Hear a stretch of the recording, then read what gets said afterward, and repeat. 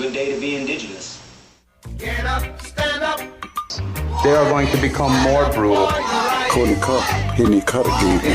Because all the hippies were trying to be Indians anyway. They're going to become more repressive because it's a matter of dollars and their illusionary concepts of power. Hey, Victor. We must live in balance with the earth. And also with recent happenings at Wounded Knee. I am awake. Welcome to Native Roots Radio presents I'm Awake, and I'm your host, Wakanja Hade.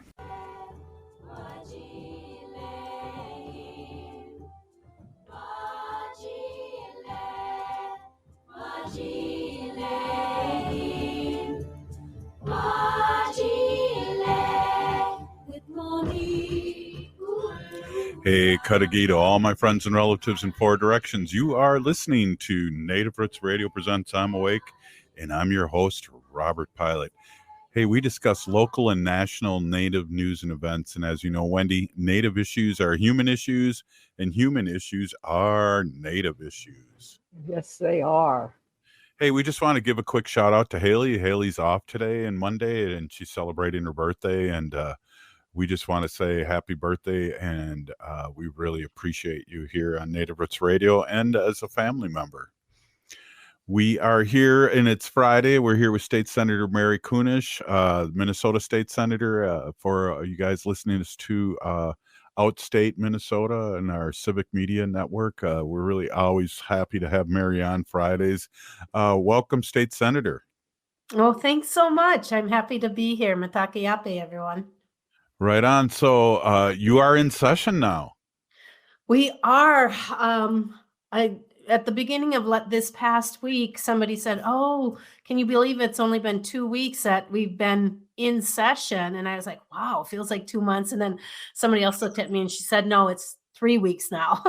What? So we are quickly losing track of time, and it's a short session for us here in Minnesota. We have to be done by the third week of May. And so we're just trying to figure things out as the schedule will allow us. We just were able to find out our budgets, or what our dollar, what tax dollars we would have for this next session to use. And then, of course, we have to wait and see what each one of our committees are allocated. But in Minnesota, we have a healthy economic and budget forecast going forward for the next couple of years. There's a surplus of $3.71 billion, and that's up already from $1.3 billion from the November projections. But we recognize that with that incredible session we had last year and the dollars that we had to invest in Minnesota and Minnesotans across the board last year, it's not going to be anything like we had last year.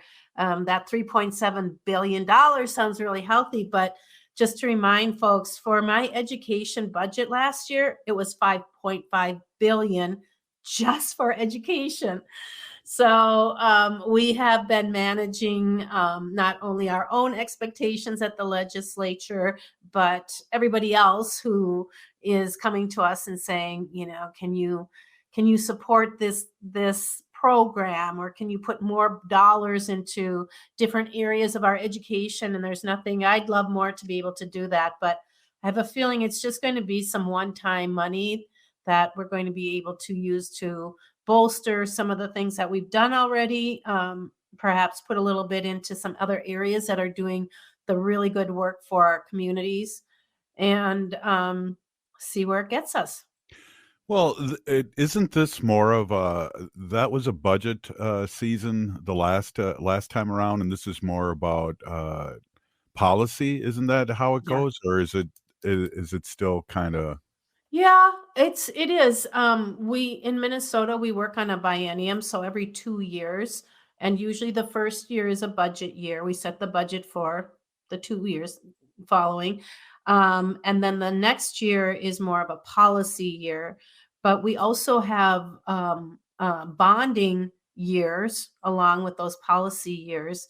And bonding is when we use the taxpayers' dollars to take care of Minnesota's infrastructure. So the roads, the bridges, our state buildings and infrastructure is really an important part of that. But then there are also many localities, many municipalities that need help with their water treatment. Perhaps like in my district, we have this sweet little community called Hillside, and it's a manufactured home community. So that's all it is. And it's its own little municipality unto itself. But Wow. it doesn't have a storm shelter that's adequate for the community. And so this year I am sponsoring legislation to help them build an adequate ADA accessible, large enough for the community, for some dollars to help them with that. So it's interesting to see all these these municipal requests coming in for help. And of course, we want to make sure our bridges are safe, that the water that we're drinking, no matter where. And that was a huge discussion this week in agriculture. I sit on the agriculture committee. Southwest Minnesota has a lot of nitrate in their waters. And we are looking for ways to ensure that everyone across the state doesn't have that issue. And that's a big one in Minnesota because we pride ourselves on being a very agricultural community, state. And when the nitrates are at such high levels and they're seeping into the water, that's not doing anybody any favors. And so those are some of the things that we've been looking at and thinking about. Wow, that's a lot. And I know, Wendy, here in St. Paul, we've had some water issues here just recently come up that kind of surprised me. Yeah, we got notification that the water in our area could possibly have lead in the water. And it was warning, young children and pregnant women should not drink the water. Oh, wow. Yeah. So I went online and I found Brita filters that are specifically for lead. And it also filters out other things. I don't know if it filters out nitrates. I don't know that. However, so we bought these filters and we don't even give our animals water from the sink. So they get the filtered water as well because lead could also, affect them as well. I had a question, Mary. The municipalities that ask you for certain monies for certain projects, are those things that are voted by the people, or where do those requests come from? Those usually come from the cities themselves. So like this one for Hilltop, that came from the city. But there might be other organizations that are actually asking for dollars to help with the work that they do. For example, the American Indian Center in Minneapolis. Okay. They are, they're like the hub, almost like the hub of the Midwest. There's a lot of Native folks that come from far and wide for programming, for support, for the events that are held there.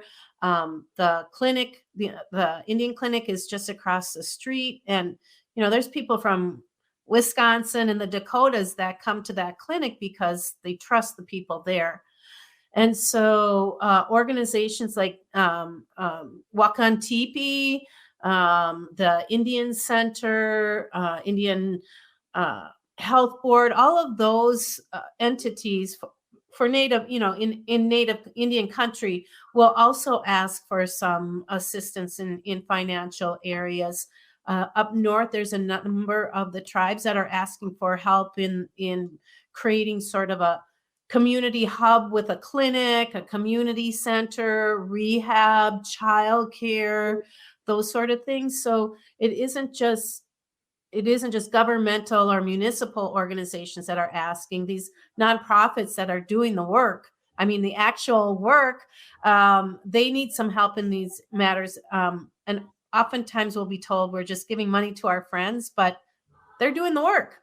Yeah, they're boots on the ground, what we like to say. Hey, we're here with State Senator Mary Kunesh of the great state of Minnesota and Wendy Pilot of the great state of New York right now. Oh, wow.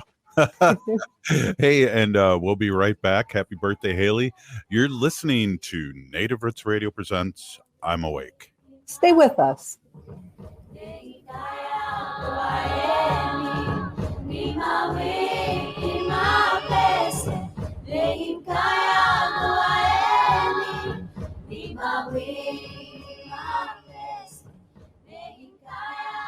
We are your relatives, We are your relations, brothers, sisters, sons, daughters, and some of us are your grandchildren. We are your community. Historically, we held places of honor and respect. Because of the impact of colonization, some of us are rejected, thrown out from family, friends, and community, set up as targets for sexual violence, sex trafficked, humiliated, tortured, and murdered.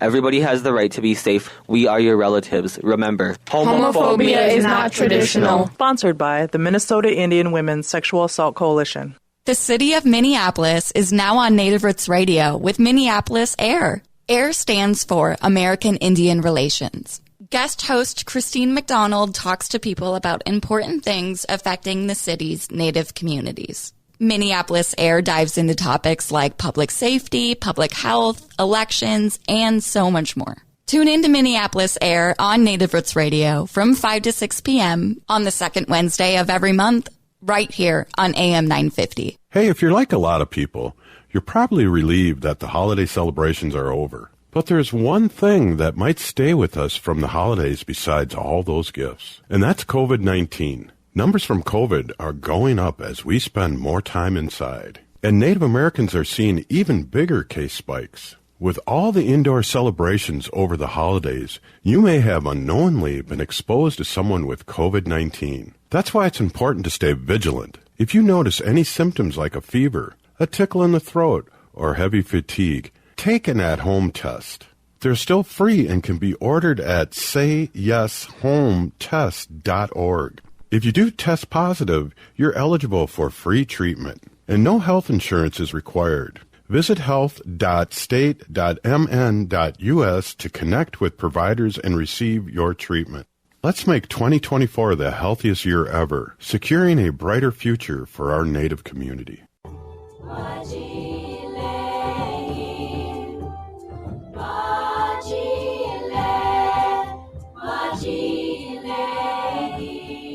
Hey, welcome back to Native Roots Radio Presents I'm Awake.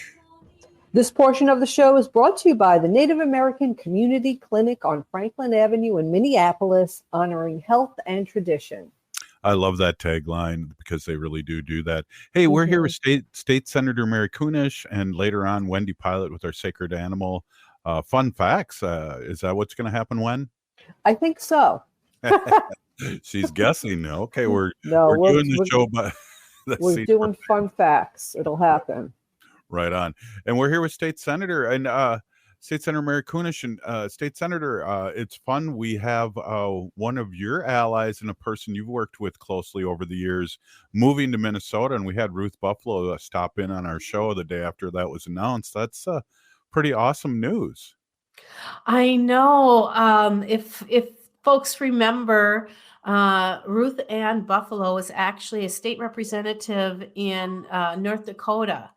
And she worked very hard to pass along a missing and murdered Indigenous women's task force as well. I think that they kind of pulled the rug out from under her and didn't fund it, but she continues to advocate for women and Native women in particular. And so she is coming to Minnesota. And I believe she will be the director of the Minnesota Indian Women's Resource Center here in Minneapolis. Yeah. And they're located in the heart of urban Indian country. Mm-hmm. And there are so many needs that they provide to our women. It's an incredible program that is seeped in the traditional ways of our communities, our Native communities, and especially in ensuring that there are support systems out there for our Native women and their families. And I think if I'm not mistaken, the area of Minneapolis has like not only a large native population from folks from all different tribes and all over the state, but it makes it to be the third largest urban American Indian population in the United States. Yeah. And so we see a lot of mobility between between the folks that they serve. Maybe they're coming from greater Minnesota down to the city looking for education or job opportunities. Maybe they're coming up from Chicago. Maybe they're coming from so many different areas. And the Minnesota Indian Women's Resource Center is one of our most valuable assets and gems in Minnesota. And so I'm really excited for Ruth Ann to become a Minnesotan, maybe. I don't know for sure. I haven't talked to her about if she's moving here or not, but we would certainly welcome her with open arms. Well, it sounds like the whole family's moving up. And I forgot this. She has mentioned this in the past. In her younger years, she worked up here for ICWA for a year in Minneapolis. And I know her daughter went to school here a year ago. But, the Women's Resource Center, the Native American Resource Center, they do birthing. They do all these classes and things. And they've really taken up, too, a lot of the slack since the Native American center has been reconstructed and worked on, which will open in May.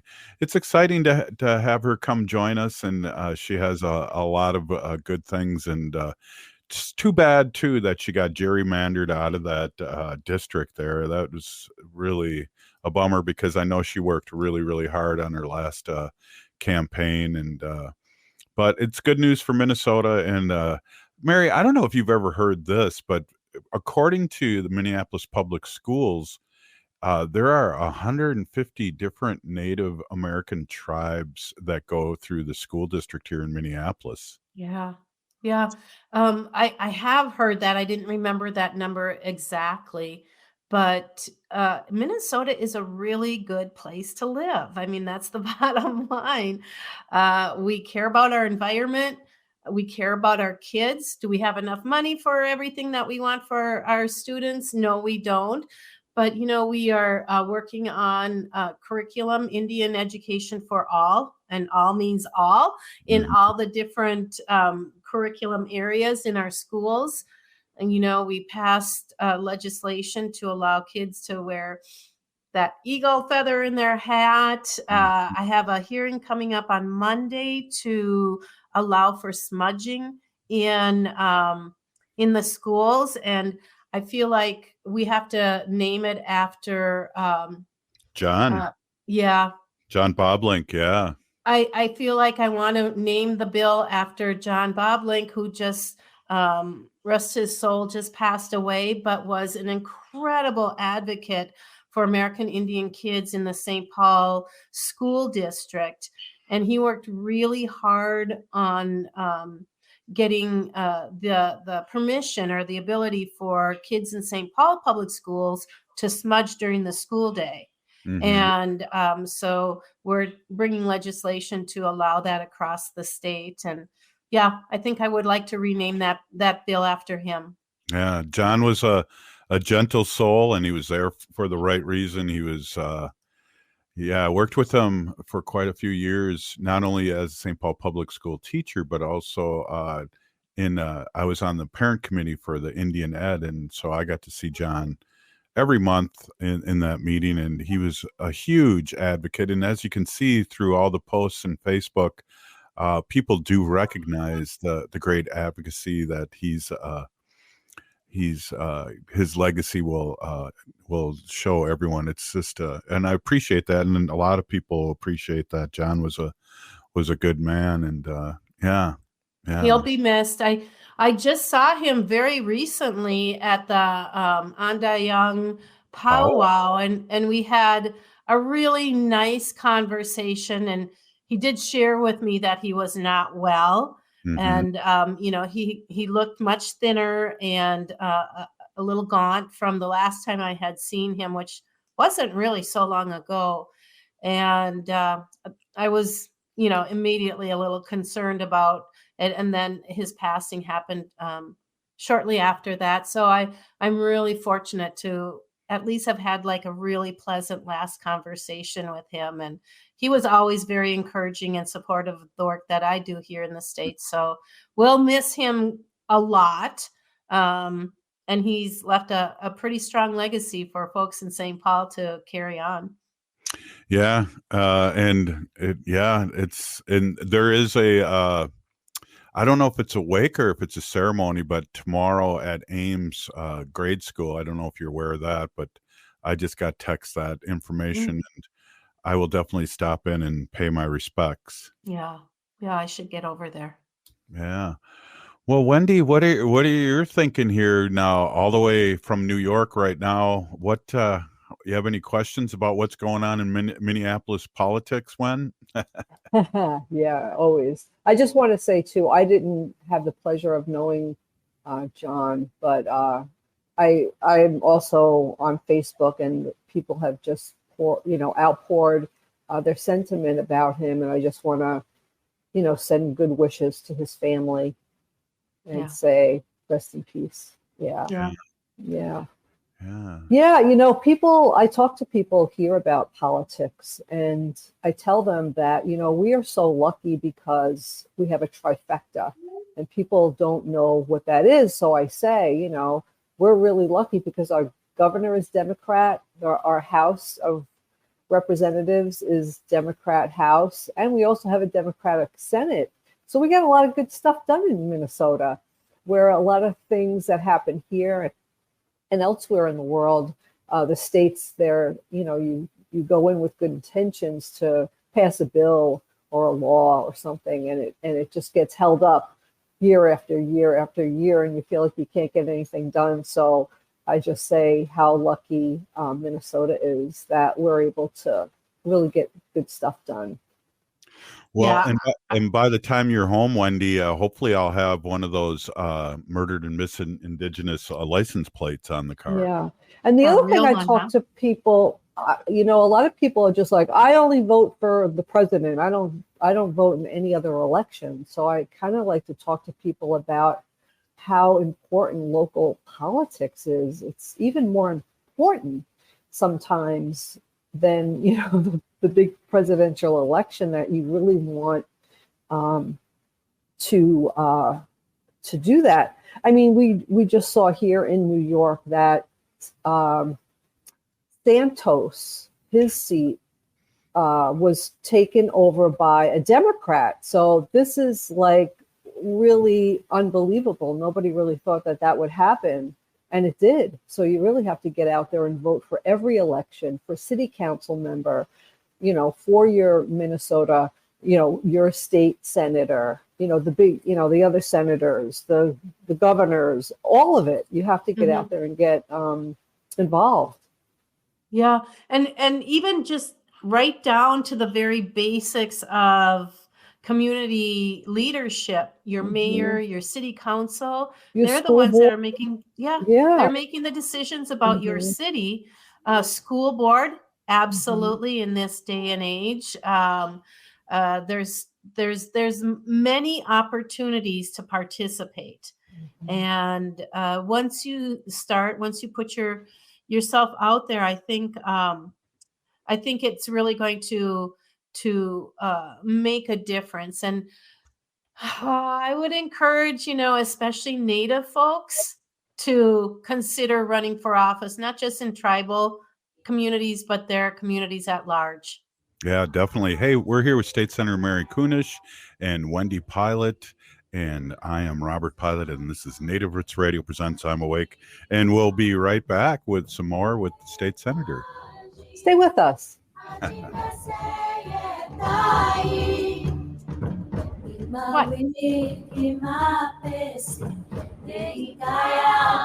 Minnesota has the only original wolf population in the continental United States. And 80% of Minnesotans believe the wolf should be protected. Howling for Wolves is asking Minnesotans to respect our true wildlife manager, the wolf. Their survival is critical to our ecosystems, our communities, and even our economy. As highly intelligent animals with strong social bonds, Minnesota wolves deserve to be protected and admired. Learn more at howlingforwolves.org. Let's live and let howl.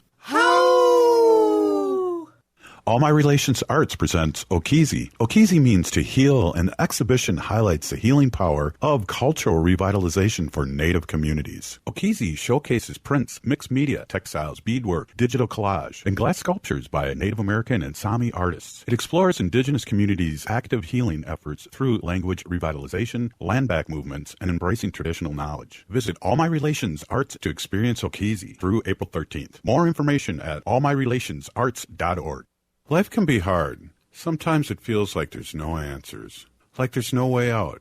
Hennepin County's COPE Mobile Crisis Response is here to listen and help you find a way through whatever is going on in your life. Call 612-596-1223 for no-cost crisis support anytime, anywhere in Hennepin County. That number is 612-596-1223. Do you want a fast way to save money? It's easy with Rudy Luther Toyota. Start with the Luther Advantage Card. With every new and used vehicle purchase, you'll get 3 years of 10 cents off per gallon of gas at Holiday Station stores, as well as discounted Works car washes for only $6. Plus, the Luther Advantage Card gets you other benefits too. See their website for details. And Rudy Luther Toyota wants to buy your used vehicle. They'll ensure a great offer. Go to RudyLutherToyota.com for the details. Saving money and getting you a fair price is easy with Rudy Luther Toyota, the southeast corner of 394 and 169 in Golden Valley. Peace of mind shouldn't cost a fortune. We keep things simple at Schroman Law because we believe planning for your estate and end-of-life care shouldn't be stressful or expensive. Every client relationship starts with a free consultation so clients have the information they need before making important decisions. From there, we work closely with clients to ensure they are choosing the most efficient and cost-effective plans for their specific needs. Schedule a free consultation today at schromanlaw.com. That's SCHROMEN law.com. February is AM 950 Listener Appreciation Month. We can't run the station without you, and we wanted to show you how much we appreciate you listening to us.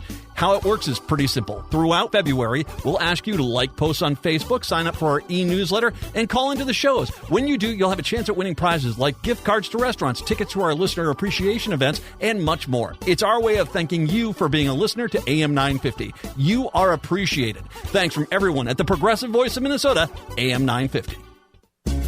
Next Chapter Booksellers is the perfect destination for indoor winter activities. Cozy up with a book. They have all the bestsellers and new releases. Plus, their booksellers are great at making recommendations. Beyond books, enjoy mind-bending puzzles and family fun board games for those snowy days. And don't miss Next Chapter's in-store events, book clubs, author signings, and children's story time. So stay busy this winter with Next Chapter Booksellers off Snelling and Grand in St. Paul. More at nextchapterbooksellers.com.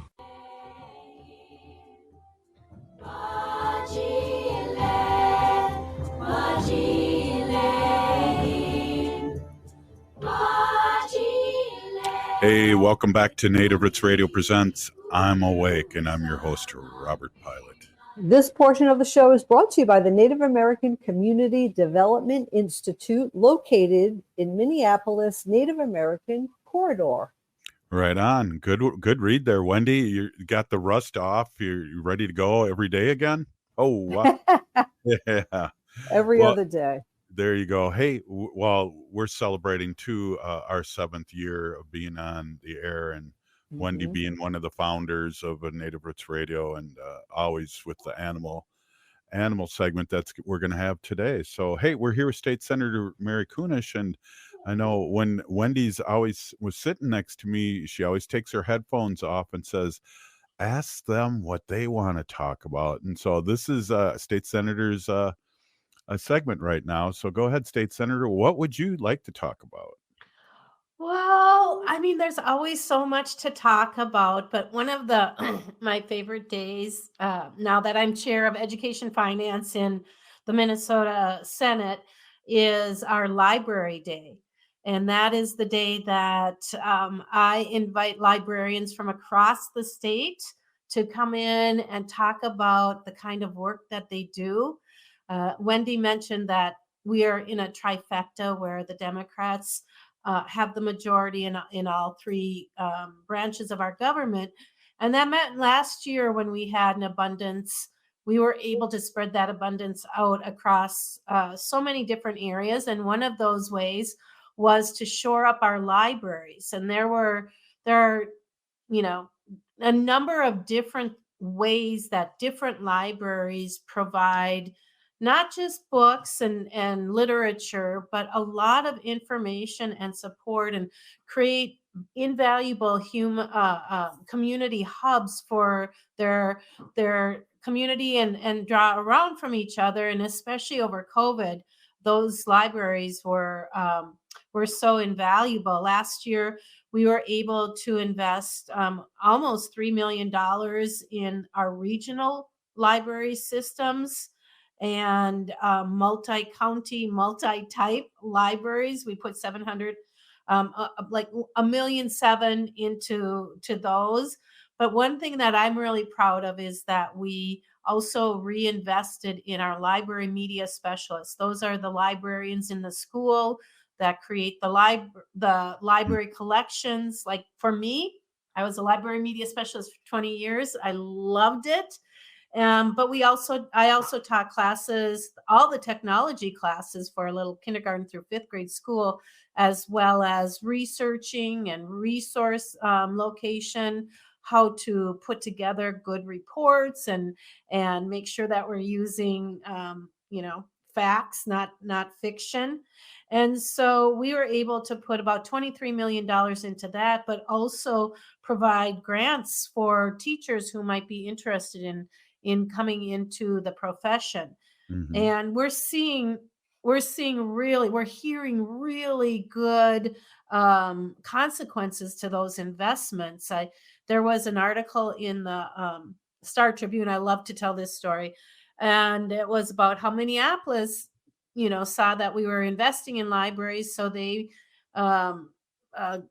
pledged to have at least a halftime 0.5 library media specialists in every school. And that has made all of the difference. There was a teacher, a library media specialist, who was in a school where the library hadn't even been open for a couple of years. And he reopened it and energized it. And his quote was that the books are flying off by the gazillion. And so kids are starved for really good legislation. Yes, they are starved for that, but really good literature and access to information. And I just couldn't be prouder than the work that we did in that area of education and community building and support. And so with that, I just want to remind everybody that starting tomorrow, it's Read Across America. Oh, and I would encourage you all to visit your local library. If you don't have a library card, go get one. If you do, go ahead. And, a lot of libraries are now taking away the fear of having an overdue book, or say a book goes missing, by not charging fines. And that has made an incredible difference to Minnesotans, where they know that if it's late, or it got misplaced, they're not going to have to be out those dollars right away. And that those books just need to come back, and we're happy to have them back. I think Wendy has something to say about a library card real quick. Don't you, Wendy? That was one of the first things that I did when I came to Long Beach, New York, was to walk up to the local library and get a library card. Yeah. And check the library out. And the library here, like you said, Mary, it's more than just, giving books out. They have different classes. You could go to Pilates. They have art classes. They have movies, different movies here once a week that you could go and watch for free. It's, there's spaces where you could just go and sit quiet and get work done. There's computers here for people who don't have access at home. Yeah. So you can go to the library and look up stuff and print stuff out and, fill out forms that they need to do and all kinds of things. Yeah, I remember I was a reference librarian for a while too. Us teachers always having a second job. But people would come to me with the most interesting questions. And it was our job to help them find the answers to those. And sometimes we had to borrow books from a library halfway across the country. Wow. It's just, libraries are just so vital. I taught computer classes to the elderly when I was a reference librarian. And, one of the librarians testified for the legislature sitting in her car outside of a library because she was in remote Minnesota and didn't have Wow. access to the internet. So Wow. that's a big one too. I remember as being a teacher for quite a few years and going to the library in our school, and the librarian, the media specialist, which he was and is, was giving tips on how to use Google, and there was things like putting quotes in there and things that I never even knew, but helping with research for these kids. That so the media specialists do more, like you were saying, than just check out a book. Mm-hmm. Yeah. And we could probably all remember the day going to the library and using index cards to find what we need. But oh my gosh. I was going to go through and using like microfiche and all kinds of stuff that doesn't even exist anymore. And some there's generations now that don't even know what I'm talking about or what those words even mean. Oh my gosh. I remember those cards, and they were handwritten by, with the nicest penmanship ever. Yes. But even when they went to like getting a typewriter, done, I can't even imagine doing that. But yeah, so I would suggest everybody enjoy Read Across America. Minnesota has a book awards program that's done by the Friends of the St. Paul Library. And there are just, look for those kind of things in your state, because there's just fabulous books. And these books are Minnesota authors. In Minnesota, the finalists, in children's, there's a book called Beneath. And there's one that I really, really, I love the title of it. It says, "Can we please give the police department to the grandmothers?" Can you imagine if our grandmothers were the grandmothers were the one policing it? And then just some other really incredible books. There's one about the greatest summer in baseball history, how the 1973 changed us forever, and lessons on the road to peace. I want to see the 73 one. I was a big yeah. Wow. It's just really fabulous stuff. There's some really good memoirs and creative nonfiction, and these are all books about Minnesota, but that could be applied anywhere. And I do have to say that there is a finalist in the novel and short story area, A Council of Dolls. I don't know if you've read that yet. You have to read it. It's by a really great writer. Her name is Mona Susan Power. Oh, wow. Yeah, just to be clear, she is my cousin. But that's not why I think it's such a fabulous book. She has written. She did grass dancers, or what was that in the 90s? Yep. Yes, that was an award winning. And as a matter of fact, I took a class of hers at the U of M. Yeah. Mary, can you just repeat the name of that book again? A Council of Dolls? A Council of Dolls. Okay. What is your cousin's name? Mona Susan Power. Yeah. Thank you. That's awesome. She grew up in Chicago.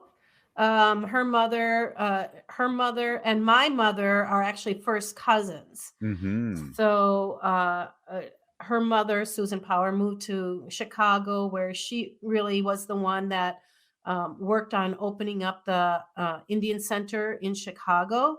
Wow. And really worked hard to build community connections in Chicago. And then Susan has had an incredible life, went to Harvard for law school and became a writer, lives here in St. Paul. Yeah. But the interesting part about that book is while it's fictional, there's a lot of my family history in there, and it took me a while to get through the book because, when you know who they're talking about and you read some of the circumstances that our ancestors went through, you kind of have to take pause and think about them and remember them and honor them. And so, yeah, I think it's one of the best books I've ever read. And I'm not saying that because she's my cousin. I've read a lot of books. But it gives a lot to think about. And yeah, I'm just very excited. I already have tickets to go to the awards dinner. I hope we don't have a late night of legislature that night, because that's always a really exciting evening here in Minnesota. Yeah, and our friend Kathy Coates, Banish Forever, the book about Ho-Chunk, is top 10 book being read and sold in Minnesota right now. I think I bought 3 books at her when you had that reception for her, and I've handed them out to my brothers who are advocates, and they're just fascinated by it. So congratulations to her. Absolutely. Hey, always thank you so much, Mary, State Senator Mary Kunesh. This is Native Roots Radio presents I'm Awake. Stay with us. J&S Bean Factory is a native-owned, community-supported, cozy, artsy coffee shop which offers roasted on-site beans, live music, and baked goods. Relax in the beautiful outside patio. City Pages writes, voted top 10 coffee shops. Tucked into a quiet corner of St. Paul's Highland Park neighborhood, this coffee shop roasts beans on-site from the best coffee-growing countries in the world. Located at 1518 Randolph Avenue, St. Paul. The good stuff. The city of Minneapolis is now on Native Roots Radio with Minneapolis AIR. AIR stands for American Indian Relations. Guest host Christine McDonald talks to people about important things affecting the city's Native communities. Minneapolis AIR dives into topics like public safety, public health, elections, and so much more. Tune in to Minneapolis AIR on Native Roots Radio from 5 to 6 p.m. on the second Wednesday of every month, right here on AM 950.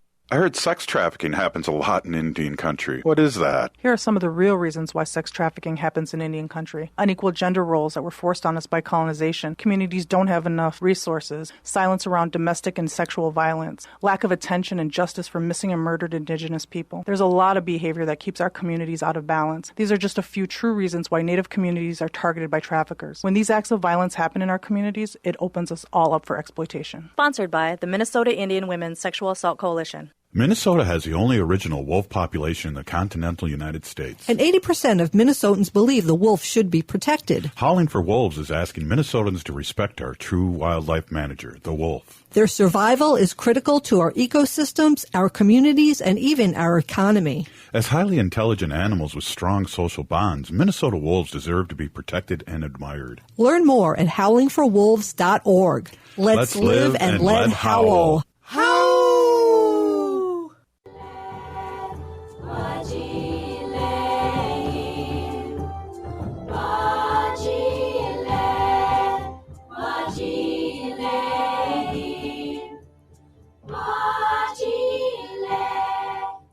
Hey, welcome back to Native Roots Radio presents I'm Awake, and I'm your host, Robert Pilot. This portion of the show is brought to you by Howling for Wolves, protecting wolves for future generations. Well, this is the part everybody has been waiting for, Wendy, our sacred animal section. And I want to introduce my awesome and beautiful wife, Wendy. Wendy has been an animal advocate for many years, and she talks about our sacred animals here every week. And I learn something new every time you listen. And I do believe, well, why don't you introduce yourself and also tell us what you're going to talk about. Sure. Hey, everybody. My name is Hanajihi Hani. That means cares for them. I was given that name by my Dega Curtis. Curtis goes by Mashke Hanajinga, which means walks on white clouds. I'm a humane policy volunteer leader for the Humane Society of the United States, and I work on animal issues at the local and state level. It's always my pleasure to do that. Today is Friday, so we're just going to do a fun fact Friday, keep things light. There's a lot of, bad things going on in the animal world, and we all need to pitch in and work on them. But for today, we're just going to keep it light and just relax, because sometimes it's easy to do that. But I just wanted to let you know, our little dog Wanda, she is in New York with me, spending time here in Long Beach, New York, and she got sick. So she had diarrhea, and now she's I don't want to say it on the air, but she had a stomach ache and was having problems. So I took her to the vet yesterday, and she does not have her parasite panel, came back negative, so she doesn't have any parasites, which is good. But they don't really actually know what's wrong with her. So now she's going to be on a probiotic once a day and an antibiotic twice a day. And the doctor also wants me to put organic pumpkin puree, just like a teaspoon, in her food every day. Will you do that for me too? He said it's really good for her digestion and helps them. So So we got all that. She seems to be, holding her own, and she's doing all right for now. But she gets, she's such a smart dog that, she will not go potty in the house, which I'm really happy about. But and I leave a potty pad out for her just in case, because you never know. But literally, she had me up at 2 a.m., 4:30 a.m., and then 10 a.m. Now, when I bring her out, she's like sprinting because here in Long Beach, it's very urban. So she has to run around the block to find a patch of grass because everything's concrete, right? Yeah. So there I am at 2 a.m., 4 a.m., and 10 a.m. Like, I bring her out and she sprints like she's got to go. So I'm running around the blocks to this patch of grass so that she can, do her business. But when I get back in the house, I'm like awake because I just ran around the block. So it's like taking me a long time to fall back to sleep. Oh. Yeah. So I feel like, oh my goodness, this is how it feels, when you're had kids and you're up all night with them, and then you can't really sleep and whatever. You can't sleep, but they're sleeping. She's asleep. I think I got up at after 10. Yeah, we got back to the house at a little after 10 a.m. I was like, well, that's it. I'm not going to sleep now. But she went back to sleep and didn't get up until 1 in the afternoon. And I was like, yeah, sure. Thanks a lot, dog. Oh. Yeah. So anyway, hopefully she'll be on the road to recovery because, at home, when we're home, we have a fenced in backyard and we could just let her out. If she wants to go. I don't have to get my jacket on, my shoes on, grab the poop bags, get the leash. Keys, mace. Yeah. Keys, mace. So, oh my goodness. Anyway, but yeah, so I have a list here, and it is the 101 greatest animal facts. Here we go. A lot of some of these are new, some of these you've never heard before, some of them we've repeated 10 times. So, this is one I don't think I've ever talked about because I feel like this is new to me. Okay, so there's the loudest animal in the world is a mere 2 centimeters long, and it's a prawn, like a shrimp. Yeah, it's like a prawn. Yeah, it says the loudest animal in the world is a mere 2 centimeters long, a prawn. Yeah, prawn. Yeah, it's called a pistol shrimp. And the pistol shrimp is capable of snapping its claw shut so rapidly that it creates a bubble which collapses to produce a sonic blast that's louder than the Concorde's sonic boom. Do you remember the Concorde, the airplane, that big plane? Yeah, the Concorde. Yeah, I saw them on Long Island Beach the last time before they were retired. Remember that? Yeah, that was a long time ago. How many years ago do you think that was? Yeah, about 20 years ago. We were on the beach and it came over to go into Kennedy Airport, and I'm telling, like, your whole body just shook from that thing because we were pretty close to the airport. But the shock wave can reach 230 decibels. also louder than the sound of a gunshot. What? Yeah, this is called the pistol shrimp. You could look them up. They're very pretty. They're like red and white. Here, maybe I could even show a picture. All right, so that is the pistol shrimp, which is a prawn. Yeah. And it's the loudest animal in the world. Pretty. And it's got little snappers on it. It does. I don't think I'd want to mess with that either. But here's the other thing. I've mentioned this before, but I'm going to say it again. It's number 2. Flamingos are not pink. They are born gray, and their diet of brine shrimp and blue-green algae contains a natural pink dye, and that's what makes their feathers pink. Wow. Yeah, so they're born gray, and the shrimp that they eat and the blue-green algae that contains a natural pink dye makes their feathers pink. I wonder if I ate spinach every day, that would happen to me. I'd turn green. Turn green, yeah. I don't know. I've known people I knew one person who ate a lot of carrots every day, like a bag of carrots a day, and their skin turned orange. Like the former president? Yeah. Yeah, I know. His is makeup though, bad makeup. Yeah, very bad makeup. Yeah, they were saying some while you just mentioned that, I just remembered a post that I saw saying somebody was saying, like, even though Biden and Trump all are just about the same age, that Trump looks a lot younger. Now, I don't know if I feel that, but Biden responded by saying, I have a lot better things to do with my 2 hours every day than get a spray tan and fix my hair and have my makeup done and all that. So if you think he looks younger than me, well, that's okay. I'll be looking like an old man because I have better things to do with my time.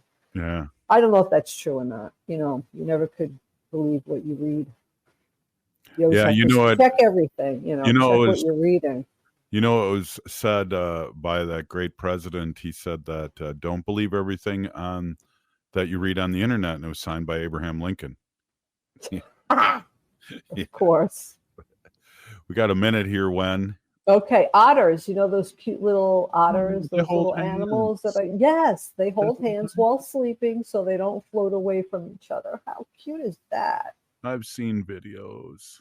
And we already said this too. Hummingbirds are the only known birds that could also fly backwards. Oh. No other bird can fly backwards except the hummingbirds. Oh, this is a funny one. I don't know. I have talked about this, but dolphins use toxic puffer fish to get high. So while the puffer fish could poison other fish in the sea, it gives dolphins a high, and the dolphins have been known to play with the puffer fish just to get high. Wow, this is Native Roots Radio presents I'm Awake, and that reminds us of our drunk squirrels. Hey, thanks, Wendy. Have a good weekend. All right, it's free Leonard Peltier now.